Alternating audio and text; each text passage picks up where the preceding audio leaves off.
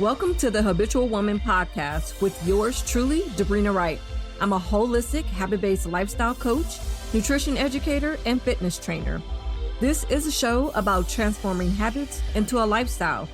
We will introduce and reintroduce habits, as well as have a conversation with women about the habits and the rituals they use to live the life that they deserve. Now let's get into today's show. I am so excited about today's show. This is officially the first guest and conversation that we're going to have here on the Habitual Woman podcast. And it is with the one and only DJ Rye Toast. I'm so excited. She's going to share with you her love for yoga, her love for DJing, her love for pizza. Yes. Right. And then again, just how to live the life that you deserve, what's important, habits, rituals, and stuff like that you can put in place to enjoy this, to be, to exist, and to live. All right. So without further ado, let's get into today's show.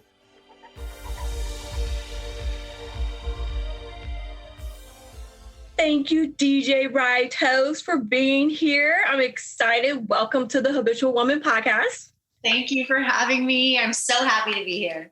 Oh my gosh. I wouldn't imagine any other guest to have right now than my favorite DJ. I'm just going to keep it real. Second to DJ Jazzy Jeff. Wow. That's a good second to come in underneath. I'm just saying, like, keeps me on point. The moods, the different like mixes you have, man, that's everything. So with that, you know what? It's so funny. I try to remember how I even first came across you. I have no idea. I just know as soon as I did, I was in love. And I think somehow I want to say because your style is ridiculous. I want to say it was probably because you was wearing something and it tagged and linked, and you know how you go like the Instagram snowball type of thing? Oh, yeah. And I believe even before I got to you, I got to Tyrone's jacket. That right there. What part? Right. So, and then I was like, huh? And then I heard like the first mix, and I was like, oh, for real? Oh, this is what we doing? And I went down that rabbit hole of mixes. I was like, oh, she's fucking ridiculous. Wow. I thank you so much for like going on that journey. Man, thank you for taking me on that journey. Sheesh. I was like, okay, she actually knows music.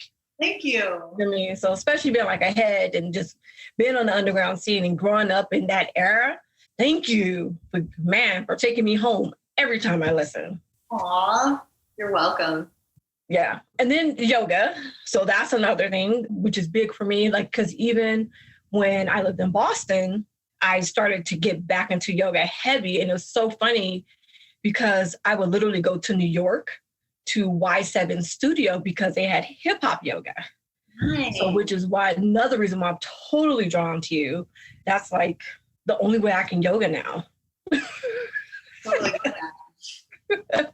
So with you and yoga mixtapes, it's perfect. I love it. The fact that you did yoga for DJs, like it works. So that's a bit about how I know you and how I've come across you and what I love about you. But for those who don't know you, can you share a little bit about who you are, what you do, your story? Yeah, absolutely. Well, my name is Ryan, and that's where I got my nickname, which is also my DJ name, Rye Toast.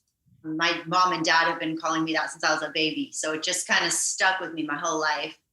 I grew up in Jersey, and I moved out to the West Coast in 2007. I started DJing and teaching yoga, and everyone told me I was crazy, but I was like, I'm used to that. So I kept going and eventually moved to LA around 2013, end of 2013, just kind of craving a little bit of a bigger scene, like for what I was doing with yoga and music in San Francisco. LA seemed like the next step because it was the capital of yoga, at least in America, and a huge like fulcrum for the music industry. So I was like, all right, I think I'm ready for LA. It had been calling me for a while, but you gotta like get really strong in who you are before you get to LA. you know?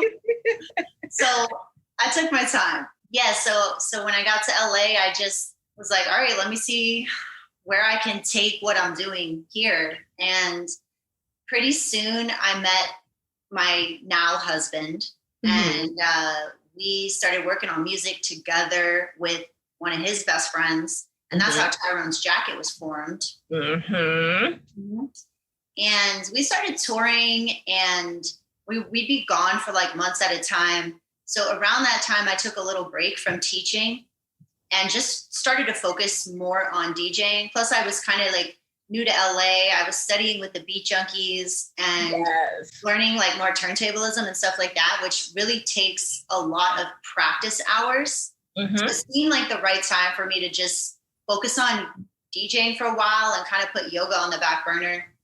Plus, the style of yoga that I'm trained in teaching is called Bikram yoga. It's like the hot yoga.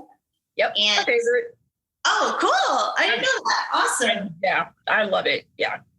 Well, not to like bring up a sore subject about it, the guy who made it, Bikram Chowdhury, he is a really notorious figure in the world, and he's facing rape allegations, and he's kind of like on the lam. I believe he's in India right now. Anyway, all that shit was going down like a couple years ago, and the community was really in shambles, the Bikram community. So between that and what was happening with my band, I was like, all right, let me just take a sabbatical and focus on music, because that's obviously where the flow of my life is going right now. And that was an amazing couple of years. Tyrone's Jacket, it's been an incredible project for a lot of reasons. It's been awesome to work with my husband on a creative endeavor and get to go through that experience with someone that you love and kind of shed those layers and be that vulnerable. It's been a process, but it's been really, really rewarding. We put out our debut record the end of last year. Yes. Thank you. It's hot. Tell us the name so they can go, they know what to look for. So the debut record is really easy. It's self-titled Tyrone's Jacket. Super easy to find on anywhere you listen to music. And but when the pandemic hit, basically my mentors, like the people who I've been studying yoga with ever since I graduated from the training, called me up. They live in the North Bay, Petaluma. Okay. And they were like, hey, we're teaching virtual now. Like, so do you want to work for us again? And before I could even think about it, my mouth just said yes. I mean, that was like, I think it was the end of March 2020, and pandemic was just hitting. Yeah. And I was kind of freaking out. Like, I had to cancel a retreat that I was hosting in Bali. I had to cancel multiple international gigs. Yeah. And I really thought like 2020 was going to be my year where like my career went to this next level of DJing. And I had to cancel basically everything. Yeah. Notability. So I was in this fog of like anxiousness and fear, and I'm like paying back money from my checking account to people that I'm like, yeah, this isn't happening. I'm just like, how am I going to make this work? And my mentors called me, and that just felt like such an instinctual thing. Like, I remembered that I had that skill and that gift of being able to help people through yoga, and I knew that I wanted to use it. So I started teaching again, like the beginning of 2020, and it really, I want to say it like recalibrated my life's path. Okay. You know, because stepping back to teaching after a few years of not teaching and just focusing on DJing, my world had gotten really small. I felt like I was just in this music, Tyrone's Jacket, studio, DJ world. And I forgot about all the other great things out there and all the other great things like in here too. Yeah. That teaching really helped me remember and empowered me with, you know, just a holistic understanding of what my resources actually are. So that's like one of the proudest things I am of this year, is just that I got to teach people through this time and you know, build a community. And we got through this year with that. And like over the course of the year and just having time, I got to do some really cool projects with yoga and music that I've always wanted to do, but I never had the time to really sit and think about how I wanted it to flow together, because I am such a picky bitch about yoga and music. Like those are the two things I'm not relaxed about. So it's got to be on point. And I'm not saying it's got to be perfect ever, but just with the knowledge I had of teaching and the knowledge I have of DJing, like I knew it was going to take time to figure out how to make that work together. But after basically a year of R&D, that's yoga and mixtapes now. Yes. And that's like my new baby that I'm excited about. Man. So that's kind of my story. I know it's kind of long and rambling, but that's how I got here. No, and I love it. And again, like I said, because even with that, it's because I want to say I had to have come across you definitely pre-COVID. It's probably when I first kind of like, and I think I even reached out to you. I think I was just like, oh my God, you're amazing. Like I just became this super fan. Like I'm on social media, but like me actively and engaging and like being like total girl crushing and stuff like that. Like I usually don't. And I was like, okay, good. Like I know she knows she's awesome, but I need to let her know that y'all. And then it was also me coming back home from the East, back to Cali. And again, you know, doing my thing and finding my niche with fitness, with nutrition, with just women empowerment in the circles that I was in and the beautiful spirits and the empowerment that was happening. But it was always, always needed music. I always needed yoga. Like my Sundays would be me. And I was in South Orange County. I lived in Mission Viejo, and I would head out to Echo Park to the Y7 studio. Wow. Yeah. Because that was my Sunday mornings. It was that nice little ride. I would have a playlist, and I knew I was headed in. I was gonna have my yoga, my hip hop yoga, and then from there I would go have me a nice like vegan brunch. Like my Sundays, that was the serenity to help me wrap up my week and go into my next week. Absolutely. You know? So coming across you, I was like, man, like this is perfect. And then it was like, okay, I can still have this during the week until I can get back to Echo Park and have it. And then COVID shit happened. And I was like, man, because that's what it was. I'm like, what was it? I wanted to do an event in October. That's right. That's what we initially were talking about. Yes. And I was like, and when I came across you, I was like, you have to DJ my event. It was like, I was like, she's the DJ for the event. And yeah, and then COVID happened and shut that shit down. I was like, oh, so about that. Don't worry. I was getting a lot of those calls.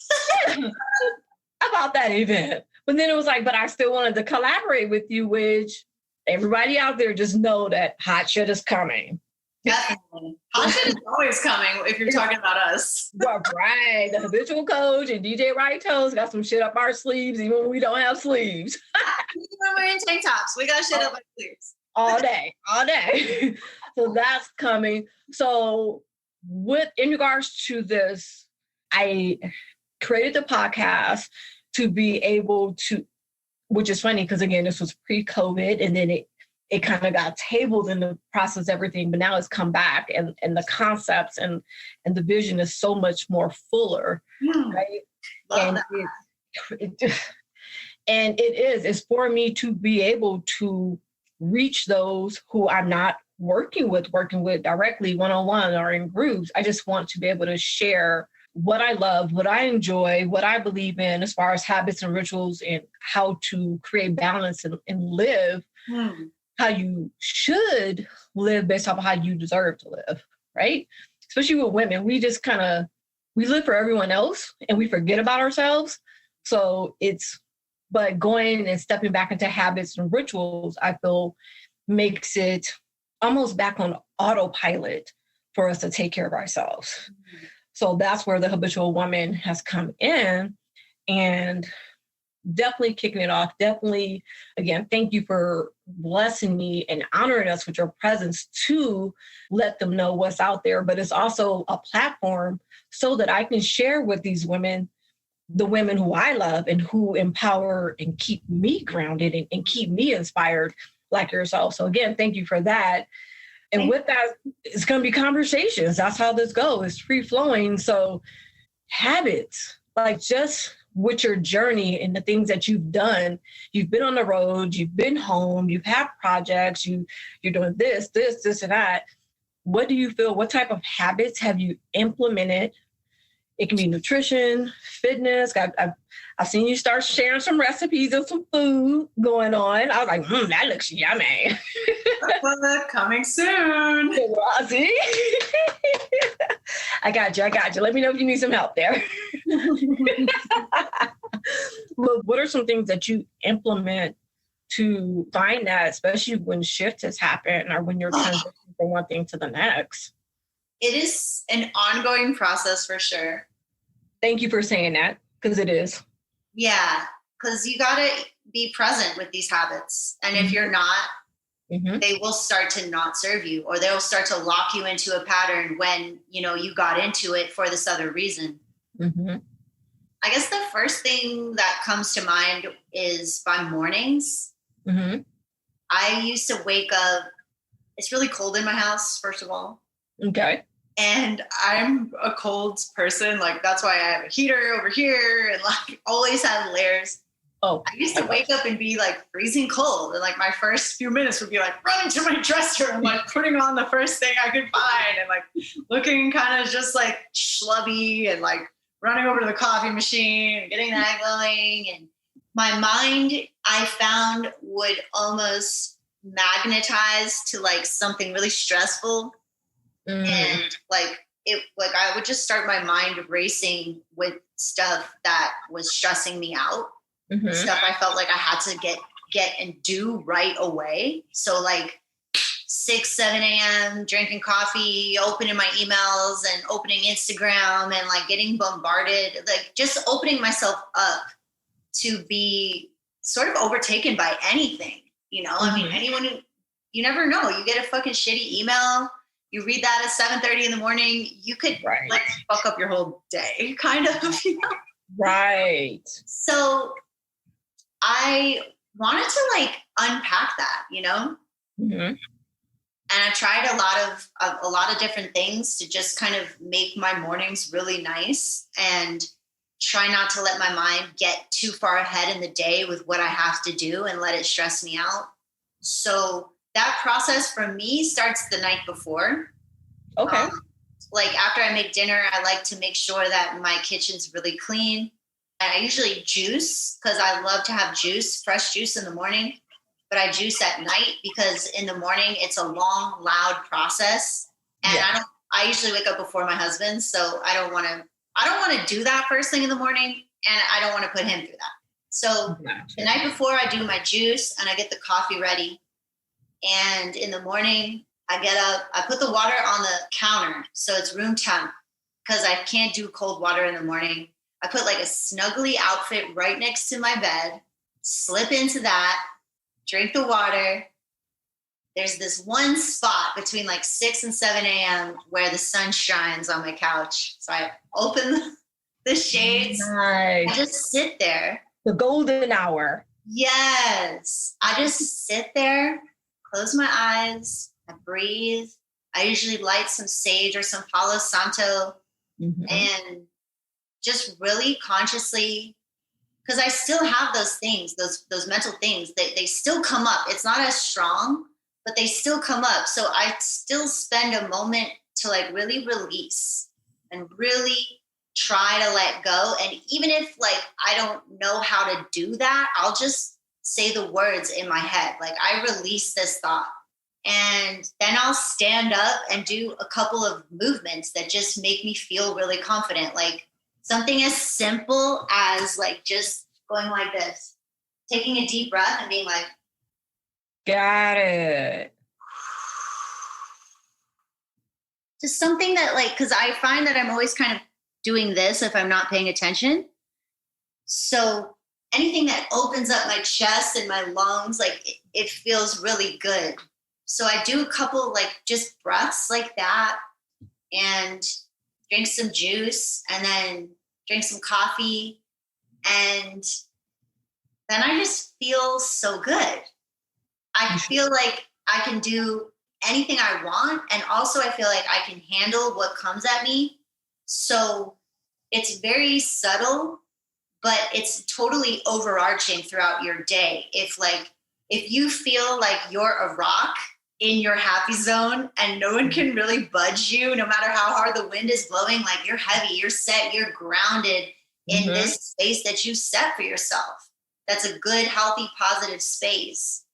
It's a lot harder to knock someone like that out of their zone than it is when you just wake up, start drinking coffee, start checking emails, and just like launch yourself into this endless task. And that's kind of how I was feeling. Like pre-pandemic life, I was on this very hustle, grindy, endless to-do list that just made me kind of like at the end of the night, I would always just feel like exhausted, but also like, what the fuck did I even do today? Yeah. So I'm really trying to like slow that train down. And one thing for me that's been powerful and sacred is my mornings. If you have the luxury of being able to have a little bit of time for yourself in the mornings, even if that means waking up earlier than you might want to, it's worth it. Because those early morning hours, man, God is fucking whispering to you during that time. If you have extra points, if you journal. Sometimes I get the urge to journal during that time, and I will let myself do that. But if I don't, I don't force it. And it's so funny that you say that, because your post, I think it was like last week, you was like, man, if I didn't have my morning, because you open up your laptop or your MacBook and there was a virus on your laptop, and what?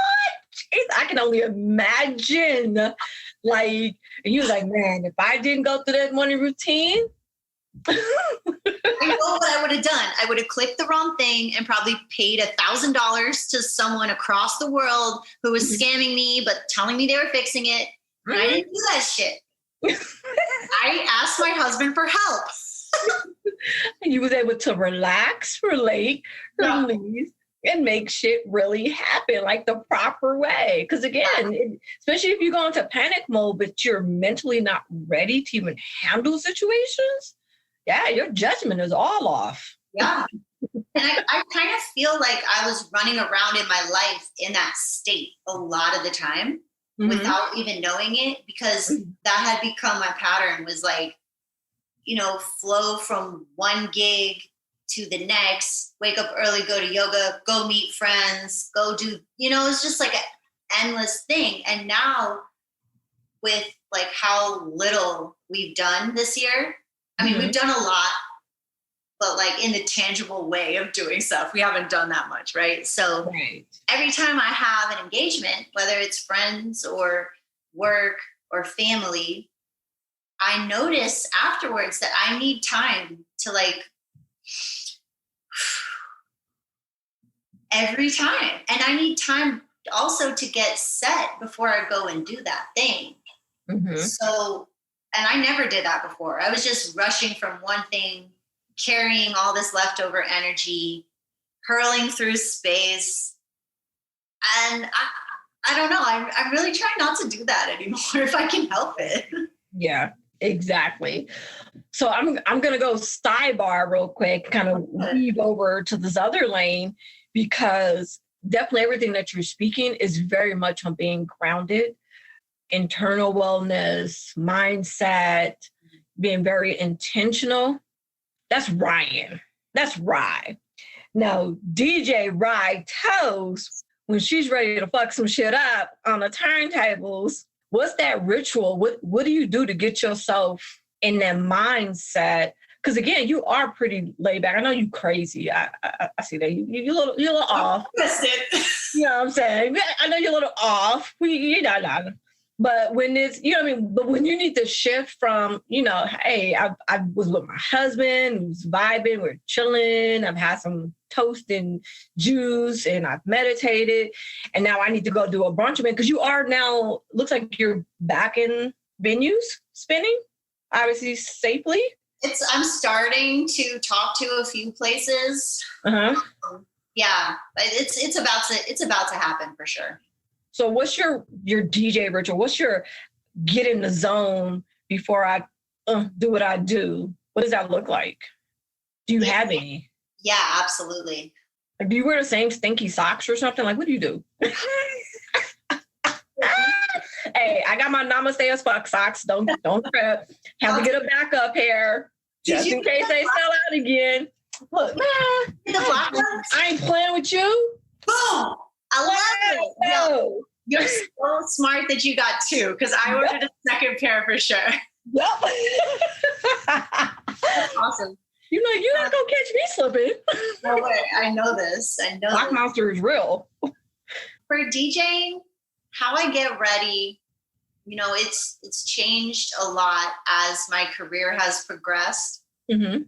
And you know, what interests me and excites me, inspires me about DJing is different now than it was, you know, when I first started, obviously. Okay. But what I try to do now is I really think about the gig. Think about who's going to be there. I think about the type of energy I want to create that would be the best for everybody who's there. Okay. Myself included. Right. Yeah. So I really spend some time just kind of visualizing, and then I take like what I think is going to work and I translate that into music. Okay. So I'll dig for songs that I feel like fall in line with the energy that I'm looking for, and I'll put them all into a crate. And then this is like that's like one level of it is gathering the music. Sometimes that takes a while because you might spend a lot of time just looking and digging. I try to dig for new music every time I have a gig. And also my library is, you know, popping as well. But the library, you know, I like to stay excited about music, you know? So I'm always looking for things that I like. And then after I have all the songs, then I'll start playing with them on my turntables and play with like how they fit together. And like, okay, well, you know, what parts are really strong? What parts can I skip? How is this going to flow together? And I mean, the gigs that I do now they're very specific. For instance, the last gig I did, I was DJing a photo shoot for Rico Nasty. Oh. So you can imagine, like, there's a lot of different people in that room. You know, obviously Rico, she's the star, and she's the most important person that needs to be happy in that room. Mm-hmm. But it's really important that the photographer's happy, that the creative director's happy, that the guy holding the big ass heavy, you know, video camera is happy, that the lighting team, you know, it's like the bouncer, all the security team, like, because they're the ones that are there for 12 freaking hours, you know? Mm-hmm. So I love that type of challenge. It's like, okay, there's going to be times where the star, the talent's got to be in the zone. So what does she want to hear during that time? In my head, she wants to probably hear her latest record. And, you know, other shit that just like when I'm in a photo shoot, I like listening to Cardi B, Megan Thee Stallion. Like I like to call on like fierce bad bitch energy, which Rico Nasty totally exudes constantly. And also she's really, really cool and really laid back and like the opposite of a diva, and working with her was awesome. Yay.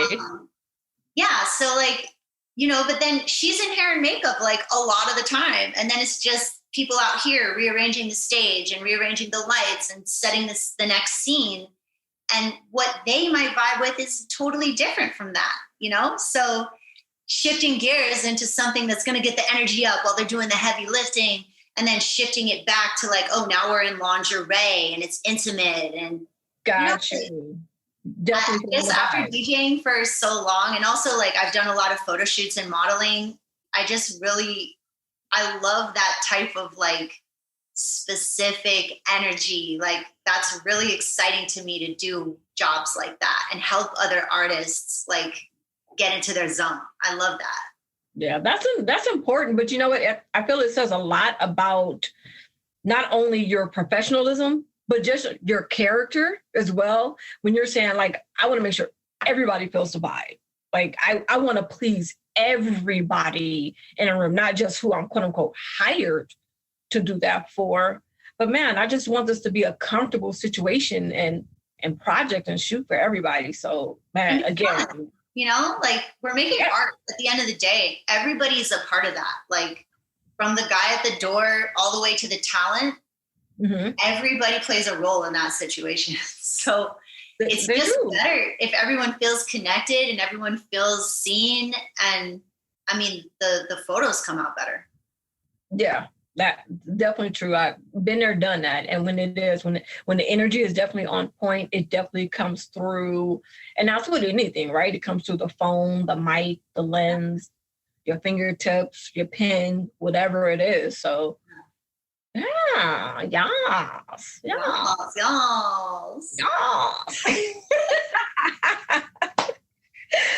All right. So if you were to suggest 3 tools that an habitual woman should have in her arsenal, what would that be? Meditation. A physical practice of some sort.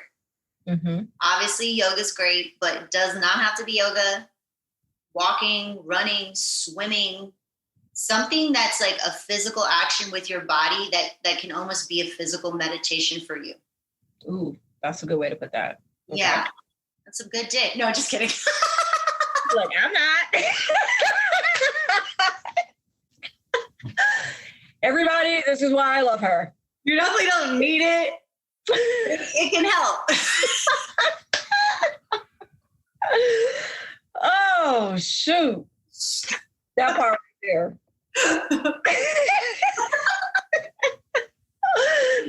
Oh, editor, do not edit any of this shit. Giggling and all. Yeah. Oh my gosh. Okay. So then an honorary action tool. One more. Yeah. Here's one I'm learning is get good at listening to how you feel. Ooh. And if you're working on something and it's not flowing for you, listen to that. Don't push through that. Listen to that. It might be as simple as you going for a walk and coming back to it, but just notice that and like have something that you can do to shift the energy, like screaming or dancing or take a shower, smoke weed, or like, I don't know, have a snack, but start to know when you're crossing over to that place you're not trying to go. Got you. Totally makes sense. So everyone knows I love food. What's your favorite food? Pizza. What type of pizza? What's on it? Well, you know, I'm plant-based, so it's not as easy as just saying pepperoni, but I make this amazing basil eggplant pizza, and it's so fucking good. And that's my favorite pizza. Like, if I'm gonna die the next day, I'm eating that with Caesar salad. Ooh, I like that. What's your favorite food? Pizza. Yes. What kind? Jalapeno and pineapples. Yo, when I ate cheese, that was my shit. Yep. Sweet and spicy. I love that. Oh, we probably have a lot of the same flavor palette things. Probably. Yo, but one of my favorite new little finds was DiGiorno, because, you know, we get a little lazy. Oh, yeah, we do too. Yeah. DiGiorno has a meatless Monday pizza. Shit's fire. It's plant-based sausage. Ooh. Yeah, but it has like onions and bell peppers and stuff. And so, and it's that good old DiGiorno, like crust up, like, and it's a nice, decent size. But yeah, it's literally called Meatless Monday. Okay. Yeah. Target. It's like $5.99, $6.99. Just saying. I know that my husband will love that, and I probably will too. Yeah, it's really good because it has a little, because of the sausage, however it's blended, it has a little, it has that sausage. Like, so it doesn't taste nasty or anything like that. Plant-based food alternatives have come a long way. Yeah. Man. We're so lucky in California. Like, we have so many options. Oh, I know. What's your favorite spot to go to in California? Your favorite restaurant? I would say my favorite restaurant is probably the Misfit in Santa Monica. Yeah. Okay. I like Friendly Sage. Is it Friendly Sage? Sage? I know Sage. There's two. Yeah. There's one. Yeah, that's my ish. I love Sage. The sweet potato pancakes. I do love Sage. I think Sage is really good. I was in the restaurant industry for a long time, and I feel like their service is bad, and that bothers me. I did see, and there's the two different locations. So one I do like better than the other. Do you like the East Side one better? Yeah. Yeah, I think they're better. For sure. That's the one I've gone to the other location, I think twice, just because like for whatever reason I was on that side of town and I was craving it because like their menu is fire. Like, their menu is fire, but I think that's the problem. I think they have too much on their menu. Yeah, I can see that because I literally probably get only like the same 3 things every time because it's just kind of overwhelming. Like stick to what you know. Just yeah. Do what you do. Let me eat. Be nice. Don't like cater to the yeah, I'm gonna leave it at that. I like Sage a lot. Yeah. I hear you. I'm gonna leave it at that. It's a great place to go, like, because people are always like, oh, you're vegan, so like it's really hard to eat out with you. Let's just go to Sage. So I'm like, okay, like I'll be happy there. You'll be happy there. I also feel like people always say vegans are picky. I'm like, I'm the least picky person. Like whatever restaurant we go to, there'll be one thing I can eat. And there's always something. There's always salad. There's always something. And I know how to make it work. I'm really, creative at this point with food. But I've gotten so fucking good at cooking this year too. That part. That like, if I'm going out for ambiance, cocktails, friends. Yeah. Or like, something dope like sushi, like something I can't make, Good sushi, that right there. Yeah. I am mostly plant-based, but I'll have sushi every once in a while as a treat. Like my husband's birthday in January, we ordered sushi and it was so nice. Yeah. So like for special things like that I know I'm never going to buy raw fish and slice it up and make it. That's like what I like going out for. Otherwise, I'm like, come over, I'll cook. Like I could beat any of these vegan places. Okay, Instagram, look out for us in the kitchen. Yes. Oh my God, that'd be so fun. I need that pizza. No, like that ass. That we're about to get in the kitchen and make that your pizza. I really want to do something like with cooking, like a live stream cooking something, or let's make it happen. That'd be really fun. So I'm down. We'll make that happen. Man, well, thank you for sharing so much of you and everything with these ladies and vibing out and just geeking out, doing what we do. Where can they find you? Where you're in a few different places. You got a lot of greatness happening, a lot of places. Go ahead and let us know, and I'll be sure, again, I'm dropping everything down in the show notes. Where can they find you? Yeah, well, hit me up on my personal page. It's at Rytoast, Rytoast. And then my music project is Tyrone's Jacket. And Yoga and Mixtapes, which is my project combining yoga and music. I'm launching a membership really soon. We hold weekly classes, and we have a great IG community that's just getting started, but growing really fast. I mean, we just started last month. So check that out. It's called Yoga and Mixtapes. And yeah, I'm just really excited about all those things. So I would love it if everyone just come and check them out. Come take yoga, listen to Tyrone's Jacket, come check out a DJ set or a live stream. Make sure you come over and say what's up. Ooh, but so just real quick, Tyrone's Jacket. What is, because I just spaced, and you might have already said it. What is the song, the LA song? What song is that? Tilt. Which one is it? On Tilt. Yes, that's my shit. Yeah, hell yeah. I'm dropping that link in the show notes. That's my shit. That's my shit. Your husband's flow is, I love it. I love it. That's my shit. The flow is tight. Yeah, I really like that song too. I remember when we made it, when we made the beat, I was like, oh shit, this is gonna be dope. Yeah, the flow, both of them, the flow was sick, but it was like, I'm not even gonna lie. Like once he comes in, I'm like, for real, that's how we gonna do this cut? Because the cut is already lit. It's already lit. And then for you guys who are listening, please, the song Tyrone's Jacket on Tilt, you gotta check out my girl in the video. She's golly, it's killing it. It's killing it. So yeah. Thank you. Oh my gosh. You have to shout that one out. I think that you're really going to like the next stuff we're putting out too. Yeah, because it's like, it's a little more hip hop forward.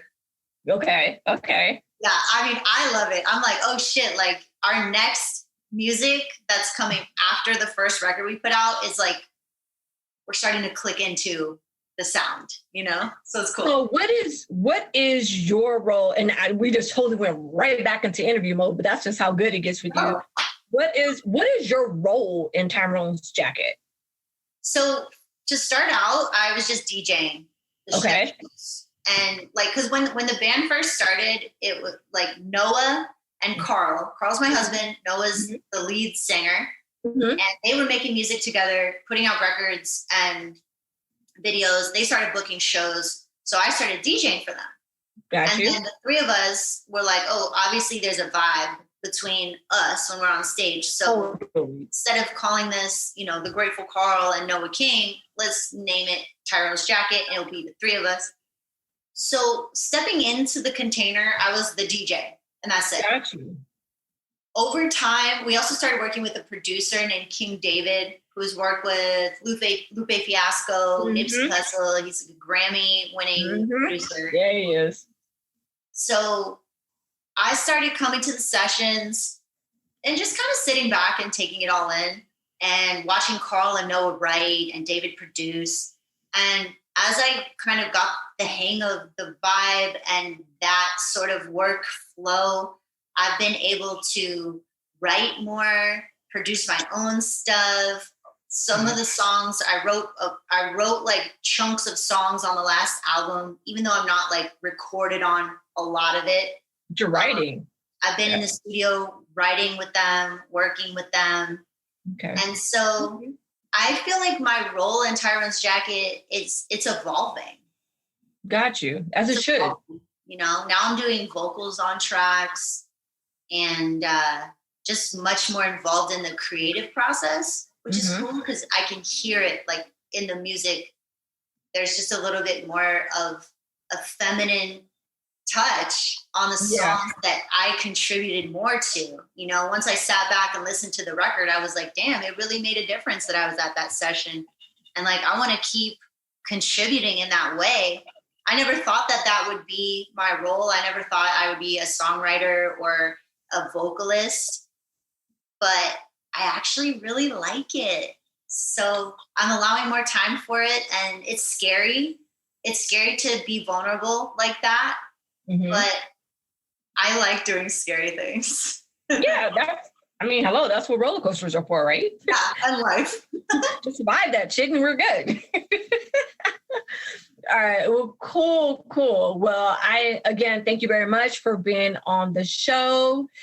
Thank you. You're so welcome.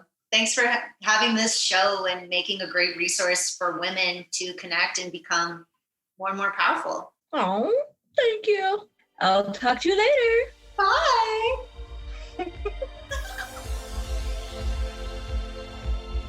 Thank you for joining me on this week's episode of the Habitual Woman podcast. Please take a moment if you enjoyed the show to share with your family and friends, and please leave a review. To learn more about the podcast and our community, you can go to thehabitualwomanpodcast.com. And until next time, this is Debrina Wright, your habitual coach, transforming habits into a lifestyle.